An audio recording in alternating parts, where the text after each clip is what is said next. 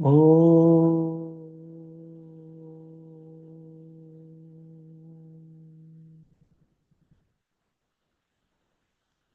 ॐ सहना भवतु सहनौ भुनक्तु सह वीर्यं करवावहै तेजस्विनावतीतमस्तु मा विद्विषावहै।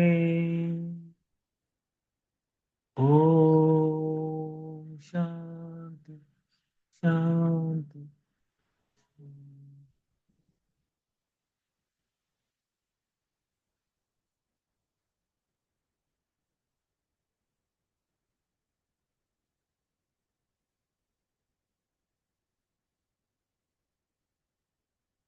भगवद्गीतेमध्ये भगवंतांनी तुम्ही आहे त्या स्थितीतून या जगात तुम्ही ज्या पण स्थितीत आहात त्या आध्यात्मिक स्थितीतून सर्वोच्च आध्यात्मिक स्थितीपर्यंत म्हणजे मोक्ष प्राप्तीपर्यंत जाण्यासाठी 18 पायऱ्या दिलेल्या आहेत. भगवद्गीतेतील 18 अध्याय म्हणजे या त्या दिशेने असलेल्या 18 पायऱ्या ज्या तुम्हाला सर्वोच्च आत्मसाक्षात्कारापर्यंत मोक्ष प्राप्तीपर्यंत घेऊन जातात.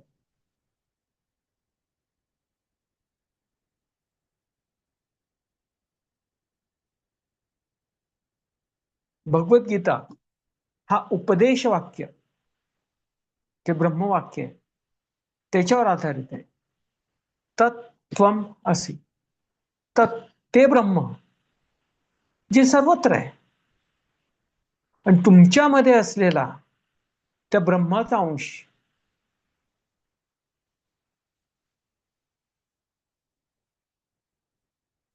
त्वम तुमच्यामध्ये असलेला ब्रह्माचा अंश ज्याला आपण आत्मतत्व म्हणतो, आत्मस्वरूप म्हणतो,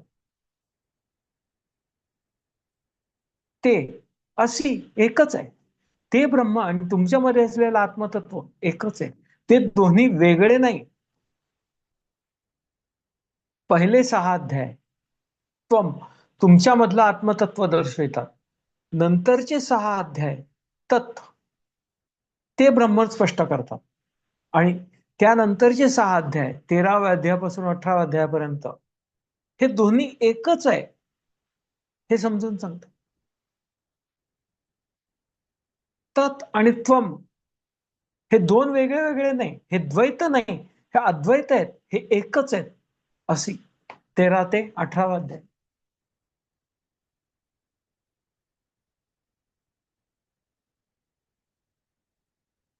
तुम्ही अभ्यासात आहे, तुम्ही अभ्यास करत आहात म्हणून हे आत्मतत्व तुम्ही प्रथम स्वतःमधील त्या ब्रह्माचा अंश जाणून घ्या. स्वतःला जाणा, ज्यामुळे तुम्ही हे जग अनुभवता त्या आत्मतत्वाला जाणा आणि मग त्याचा उपयोग करून या जगात सर्वत्र असलेलं ते ब्रह्म जाणा, तत् जाणा.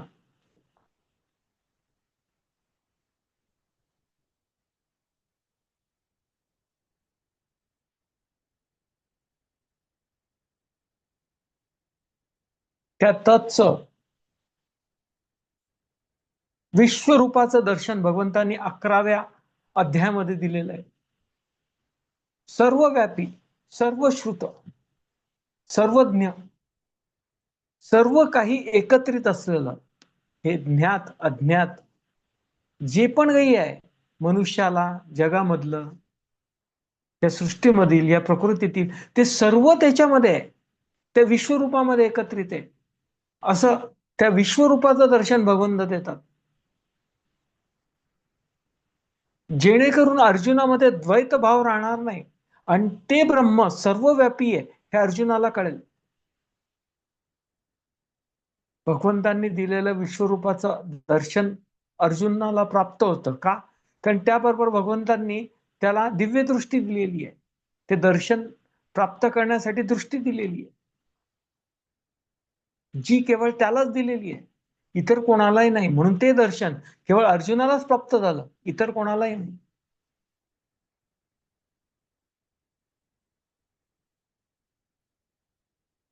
ते दर्शन प्राप्त झाल्यावर ते विश्वरूप हे अर्जुनाच्या समजण्याच्या क्षमतेच्या पलीकडचं होतं. कसं? सर्वसाधारणपणे देवाबद्दल आपल्या मनात काय प्रतिमा असते? सुंदर, गोंडस, तेजोमय, ते अनेक गुणधर्म आपल्या डोळ्यासमोर येतात आणि ती अपेक्षा असते. परंतु प्रत्यक्ष विश्वरूप कसं होतं? अक्राळ विक्राळ, भयंकर, भलं मोठं, ज्याच्यामध्ये सर्व काही आहे, भयंकर सुळके वगैरे वगैरे, जसं 11 अध्यायात वर्णन केलेलं आहे.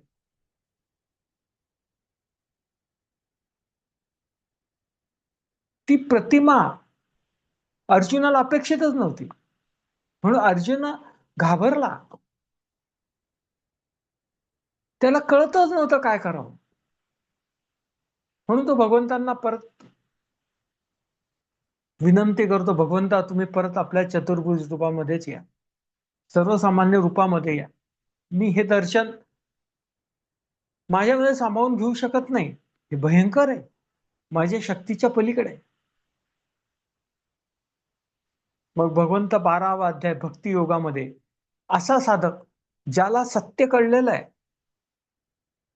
ज्याला स्वतःमधील देव कळलेला आहे आणि तोच देव सर्वत्र आहे हे कळलेलं आहे, परंतु ही जाण तो पूर्णपणे बिंबवू शकत नाही.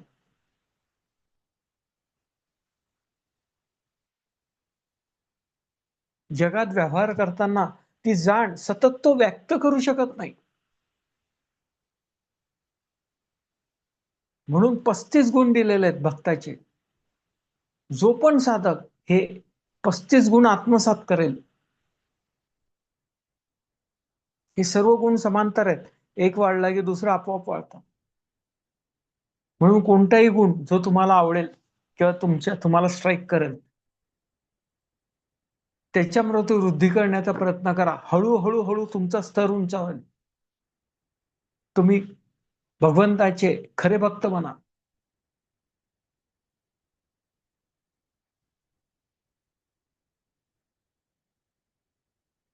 आणि ते भगवंताचं विश्वरूप जे प्रतिकात्मक आहे, ते जाणून ते स्वतःमध्ये बिंबवू शकाल.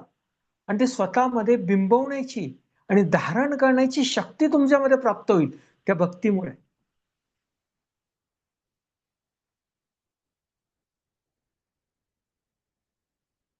असे भक्ताचे 35 गुण दिलेले आहेत, जे साधकाने आत्मसात केले म्हणजे ते विश्वरूप तत् तो जाणू शकेल. स्वतःमधील देवत्व जाणल्यानंतरच तुम्ही ते सर्वोच्च ब्रह्म जाणू शकता. पण तरी सुद्धा तुमच्या मनात हे राहतच, माझ्यामधील देव आणि तो देव. म्हणून 13वा अध्यायामध्ये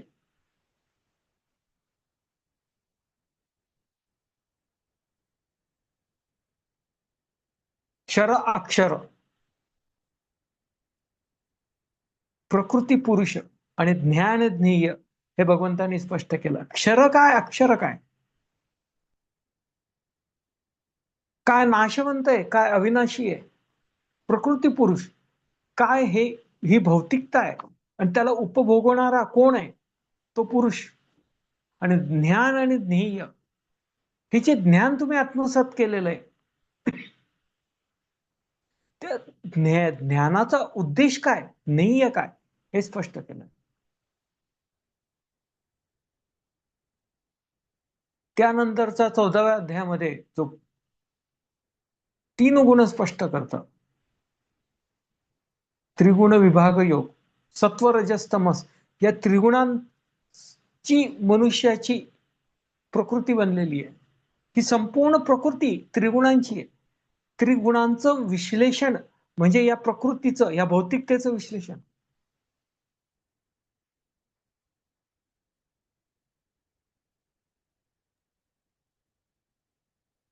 पंचमहाभूते,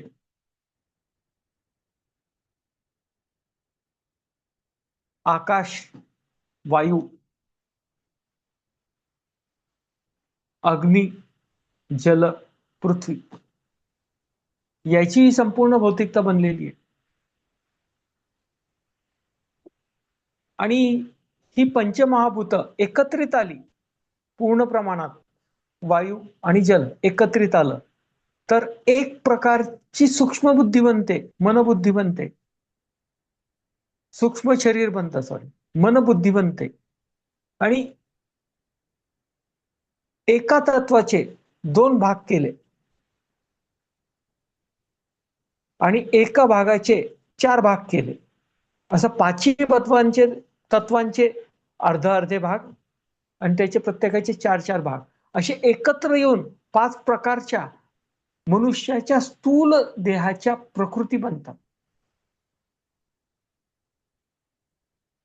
स्थूल देह म्हणजे हाफ एक तत्व आणि 1/4 दुसरं तत्व, 1/4 दुसरं तत्व, 1/4 दुसरं तत्व, म्हणजे एक अर्धा आकाश आणि एक चतुर्थांश वायू, एक चतुर्थांश अग्नी, एक चतुर्थांश जल आणि एक चतुर्थांश पृथ्वी तत्व, हे एकत्र येऊन आकाश तत्व बनतं. त्याने ते मूलभूत तत्व असल्यामुळे, ते निम्मे असल्यामुळे, बाकीचे निम्मे भागात असल्यामुळे जी मनुष्याची स्थूल प्रकृती बनते त्याच्यावर आकाश तत्वाचा मूळ प्रभाव असतो.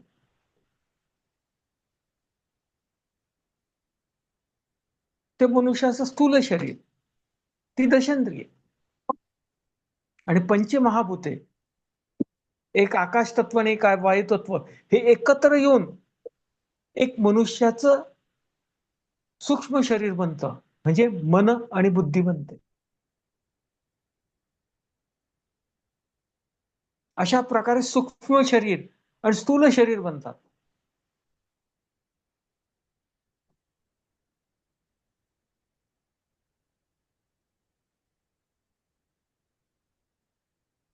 आणि कारण शरीर ज्याच्यामुळे हे सर्व निर्माण होतं, ज्या गुणांमुळे हे निर्माण होतं, सत्व रजस तमस, ते गुण, ते त्या जीवामधील गुण म्हणजे त्याचं कारण शरीर. कारण शरीर म्हणतात कारण त्या कारणामुळे सूक्ष्म बुद्धी आणि स्थूल बुद्धी निर्माण होतं. सूक्ष्म मन आणि स्थूल मन निर्माण होतं, सूक्ष्म शरीर आणि स्थूल शरीर निर्माण होतं. हे सूक्ष्म आणि स्थूल जे काही आहे ते त्याच्यामुळे निर्माण होतं.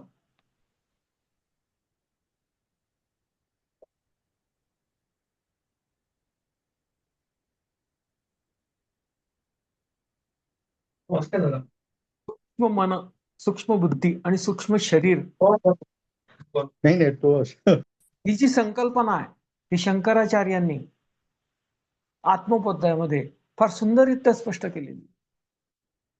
पंचीकरण म्हणतात, या पंचीकरणाद्वारे मनुष्याची स्थूल शरीराची रचना निर्माण होते. 5 भाग एकत्र होऊन एक प्रकारचं शरीर निर्माण होतं. असा मनुष्य बनतो, त्रिगुणांचा मनुष्य बनलेला आहे. प्रकृती अधिक पुरुष म्हणजे आत्मतत्व म्हणजे मनुष्य, क्षर अधिक अक्षर म्हणजे मनुष्य, जीव. क्षर म्हणजे काय? शरीर मन बुद्धी. आणि अक्षर म्हणजे काय? आत्मतत्व, ज्याला आपण जीवात्मा म्हणतो.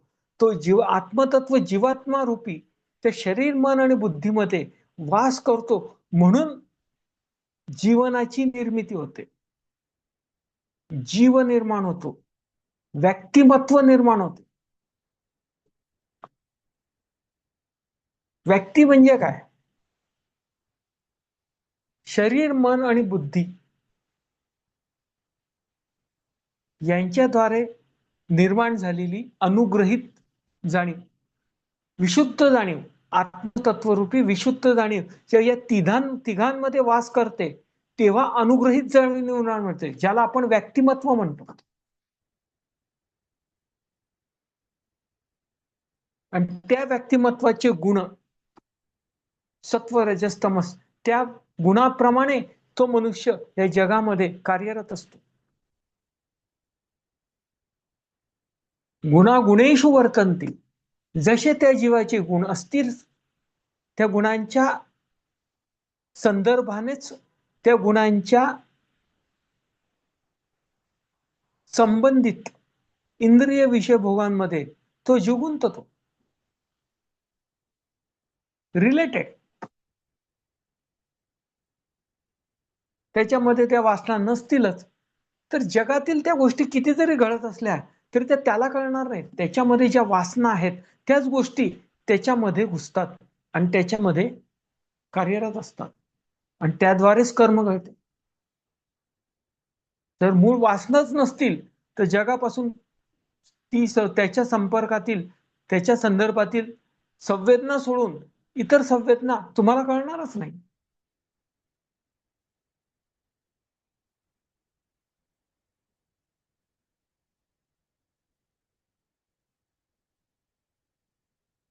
उदाहरणार्थ, तुम्हाला एखादी भाषा येतच नसेल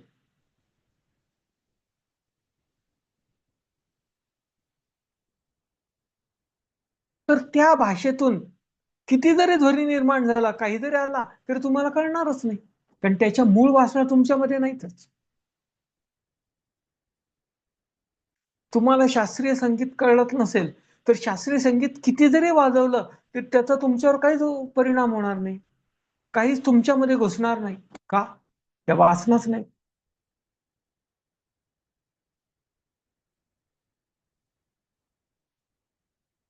तुमच्यामध्ये जर चांगल्या मोटारीमधून, कारमधून फिरायची इच्छा असेल तर चांगली कार दिसली तर लगेच तुमचं लक्ष, अरे ती काय छान कार आहे. वासना आहेत म्हणून त्या संदर्भातील संवेदना तुमच्यामध्ये जातात, त्या मनातील त्या भावभावनांशी त्याची प्रक्रिया होते आणि तुमच्याद्वारे प्रतिक्रिया निर्माण होते. अरे काय सुंदर कार आहे, मला आवडेल त्याच्यामध्ये गेलं.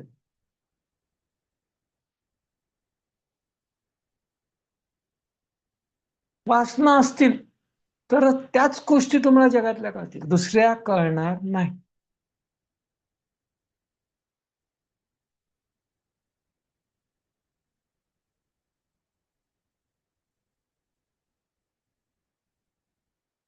म्हणून महाभारतामध्ये एक उदाहरण दिलेलं आहे.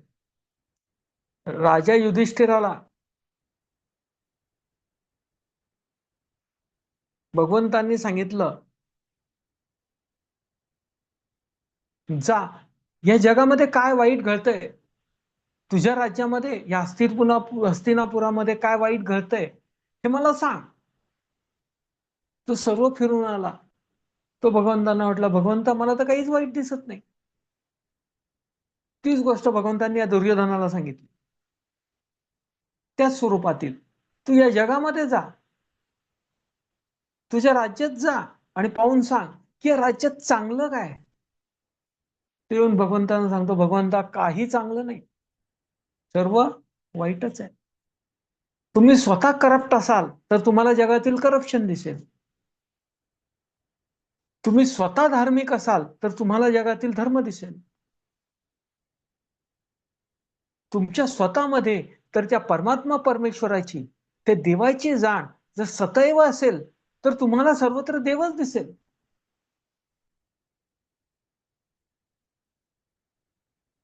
शहाणा असो, मूर्ख असो, दृष्ट असो, सद्गुणी असो, सर्वांमध्ये तुम्हाला तोच देव दिसेल जो तुमच्यामध्ये.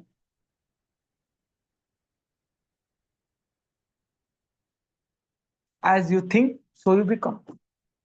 जशा तुमच्या वासना तसं तुमचं जग.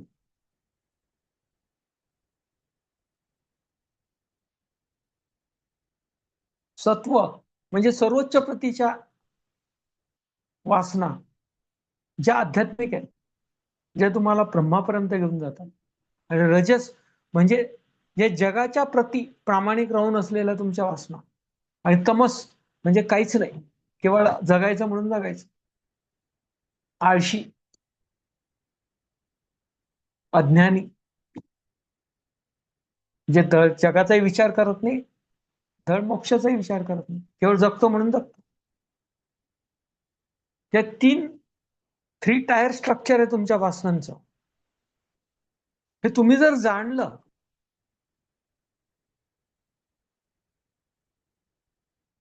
आणि क्षर अक्षर, क्षर काय अक्षर काय,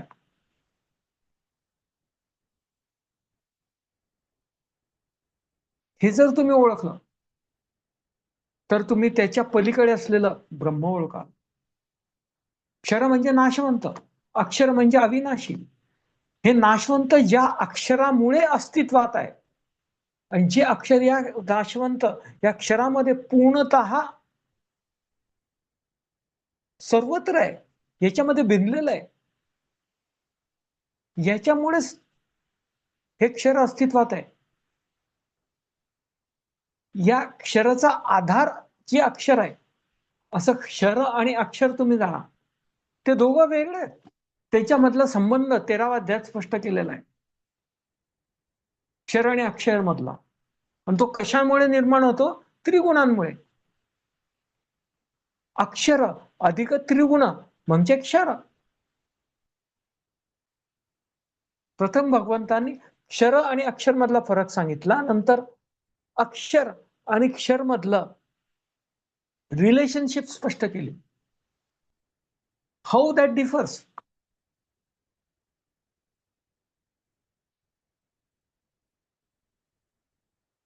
पण याच्यामुळे काय संभ्रम निर्माण होतो? अरे अक्षर हे क्षराच्या संदर्भातच आहे.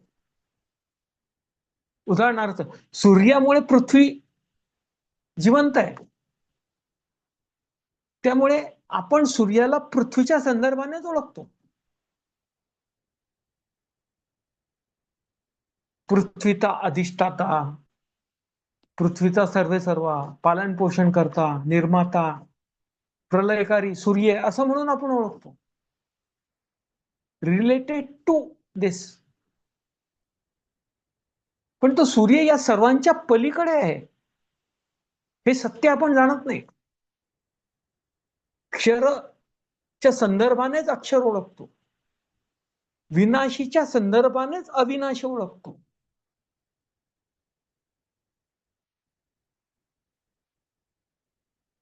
प्रकृतीच्या संदर्भानेच पुरुष ओळखतो, ज्ञानात ध्येयाच्या संदर्भानेच ज्ञान ओळखतो.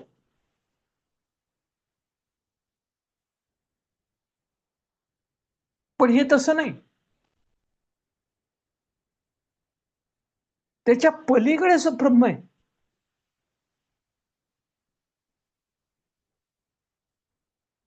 म्हणून 15वा अध्याय पुरुषोत्तम, उत्तम पुरुष, पुरुषांमधला उत्तम, प्रकृती पुरुष, पुरुषोत्तम, त्या पुरुषापेक्षा उत्तम, या पुरुषाच्या पलीकडे असलेला, आणि अशा कित्येक पुरुषांमध्ये आहे, आणि त्यांना व्यापून त्या सर्वांच्या पलीकडे असलेला असा पुरुषोत्तम.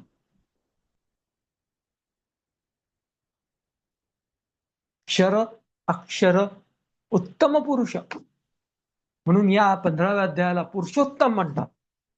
या अध्यायातच खरं म्हटलं तर भगवद्गीता संपलेली. परिपूर्ण असा पुरुषोत्तम तोच आहे, हे भगवंतांनी स्पष्ट केलेलं आहे. क्षराला मध्ये व्यापणारा, क्षराला आधार देणारा, आणि अशा कित्येक आधार आधारभूत आधार आधारभूत आधार आधारभूत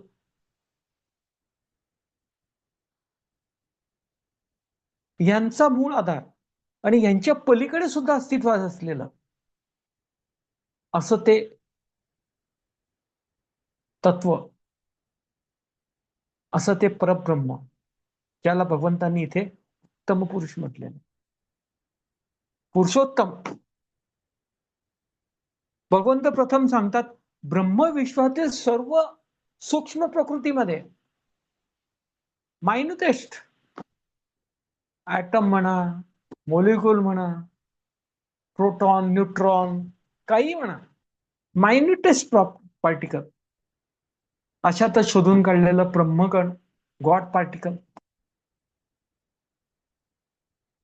ते गॉड पार्टिकल म्हणजेच हे मूळ क्षराचं तत्व, ज्याच्यापासून हे सर्व निर्माण झाले, ते अक्षरचं व्यक्त स्वरूप क्षर.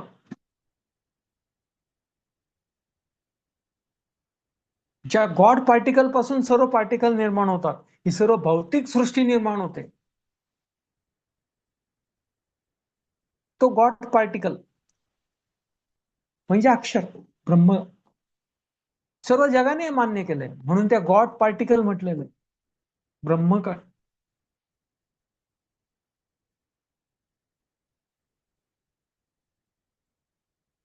त्याच्या अगोदर शोध लागला, त्याला ऍटम नाव दिलं. ऍटम हे नाव आत्मन आलं, कारण त्यांना आत्मन कळत होतं, त्याच्यापासून ऍटम आला. त्याला आपण आत्मतत्व म्हणतो. आणि आता तिथून वरच्या स्तरावर जो गॉड पार्टिकल, ऍटमच्या वरती गॉड पार्टिकल, ज्याला आपण ब्रह्म म्हणतो.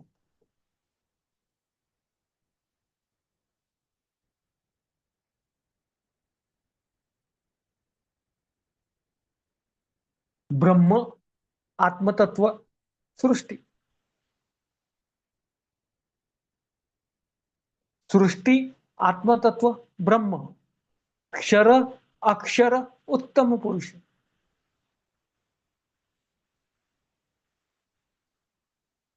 ब्रह्म सर्वत्र आहे, प्रत्येक सूक्ष्म कणामध्ये. तसं सर्वव्यापी ठिकाणी सुद्धा ब्रह्म आहे. सर्व ग्रहामध्ये, ताऱ्यांमध्ये, अशा कित्येक आकाशगंगांमध्ये, प्रत्येक जीवामध्ये, सृष्टीमध्ये, प्रकृतीमध्ये ब्रह्म आहे. सूक्ष्म, अतिसूक्ष्म पासून तो अतिविशाल सर्वत्र ब्रह्म आहे. असं कोणतंही ठिकाण नाही, असं कोणतंही काळ नाही जिथे ब्रह्म नाही. Omnipresent, omnipotent, omniscient. ओम, ओम, ओम.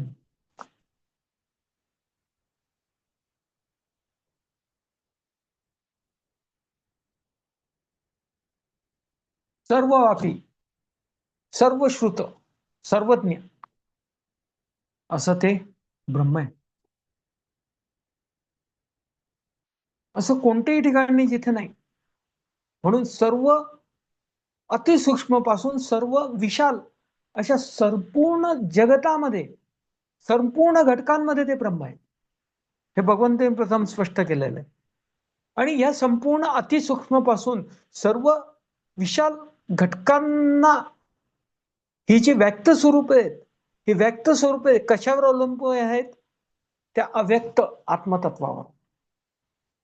हे क्षर कशामुळे आहे? अव्यक्त अक्षरमुळे. हे भगवंतांनी समजून सांगितलंय. आणि त्याच्या पुढे हे क्षर आणि अक्षरच्या पलीकडे अशा कित्येक क्षर अक्षरला आधारभूत करणार असं आत्मतत्व आहे. यांना आधारभूत करतं आणि त्यांच्या पलीकडे सुद्धा सर्वत्र अस्तित्व आहे, कशावरती अवलंबून न राहता. तो उत्तम पुरुष, पुरुषोत्तम.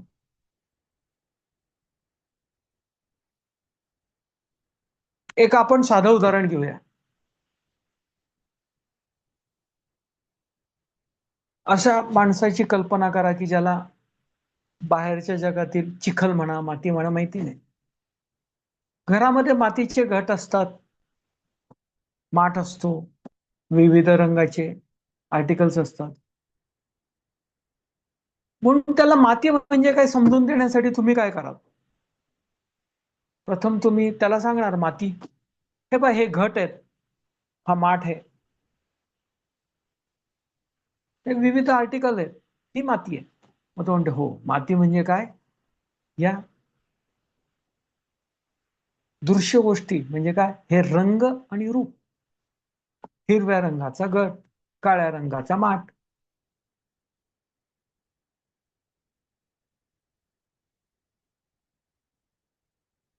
ब्राऊन कलरचा लोटा, अशी तशी संकल्प. माती म्हणजे काय? रंग आणि रूप.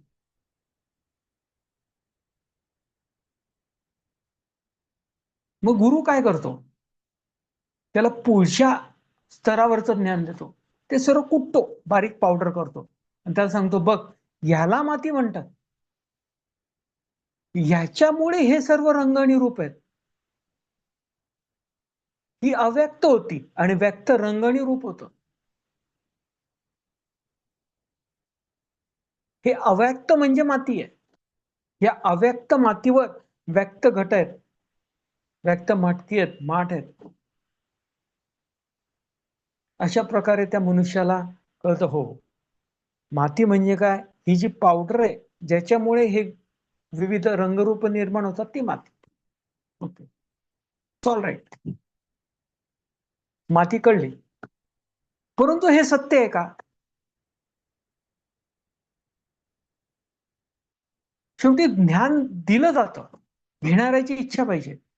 त्या मनुष्याला ज्ञान घ्यायचं माती म्हणजे काय, गुरु देतोय. हळूहळू हळू त्याची इमॅजिनेशन पॉवर तो स्ट्रेच करतो. आधी जे त्याला ज्ञात आहे ते दाखवतो, कारण ज्ञान हे ज्ञातापासूनच अज्ञातापर्यंत जातं. ज्ञात रंगरूप दाखवतो, तसं गुरु जगाला दाखवतोय. पहा, हे रंगरूप म्हणजे जग आहे.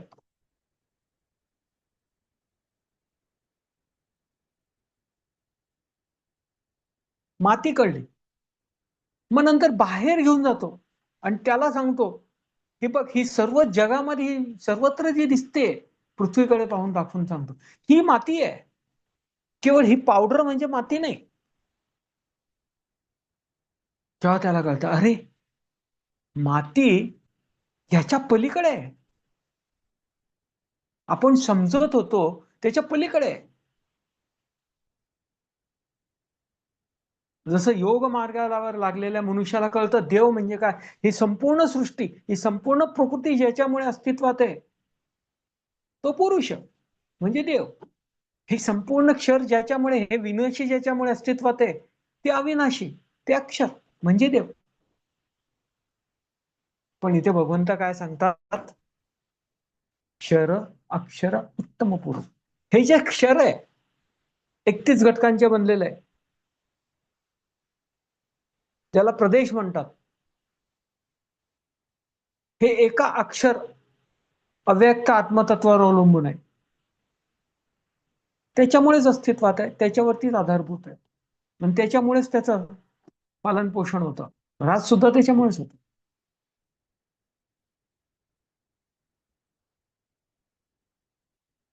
पण याच्याने खऱ्या ब्रह्माची कल्पना येतच नाही. म्हणून त्रिसूत्री, क्षर अक्षर उत्तम पुरुष. मातीचे घट, मातीची क्रश केलेली माती आणि जगात सर्वत्र उपलब्ध असलेली माती, ही प्रकृती भौतिकता आणि ती ज्याच्यावर अवलंबून आहे ते अव्यक्त आत्मतत्व. आणि असे आत्मतत्व, पुरुष प्रकृती, पुरुष प्रकृती, पुरुष प्रकृती, असे कॉम्बिनेशन सर्वत्र आहेत. त्याच्यामध्ये जे अस्तित्वात आहे ते उत्तम पुरुष, सर्वोच्च ब्रह्म, ज्याला परब्रह्म म्हटलेलं आहे. परब्रह्म, परमात्मा, परमेश्वर.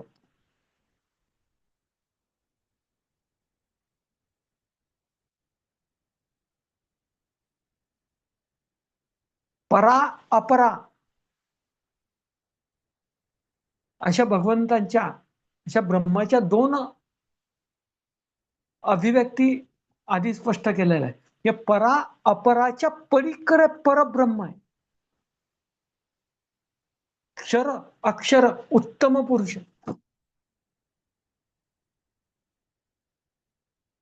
घरात दिसणारी घटांमधली माती, क्रश केलेली माती आणि या सर्वात जगामध्ये असलेली माती, हे दृश्य जग, हे ज्या अदृश्यावर अवलंबून आहे ते देव, तो आत्मतत्व. आणि अशा कित्येक अदृश्य आणि दृश्यांना सामावून घेणारी, त्याच्यामध्ये असलेली, त्याचं पालन पोषण करणारी, त्याच्या पलीकडे असलेलं तत्व, त्याच्या पलीकडे असलेलं परब्रह्म, क्षर अक्षर उत्तम पुरुष. हे त्रिसूत्री भगवंतांनी स्पष्ट केलेली. ते क्षर अक्षराला सुद्धा वापते आणि त्याला वापरून त्याच्या पलीकडे सुद्धा अस्तित्वात आहे.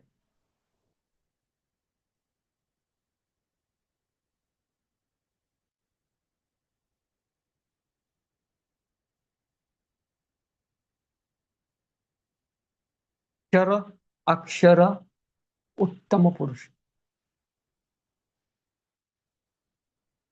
अशा प्रकारे भगवंतांनी तुम्हाला माहित असलेल्या, तुम्ही ज्या स्थितीत आहात, जे काही तुमचं ज्ञान आहे या जगाबद्दलचं, तिथून जे पहिला अध्याय अर्जुन विषाद, याच्यापासून 15व्या अध्यायापर्यंत सर्वोच्च ज्ञान प्रदान केलेलं आहे.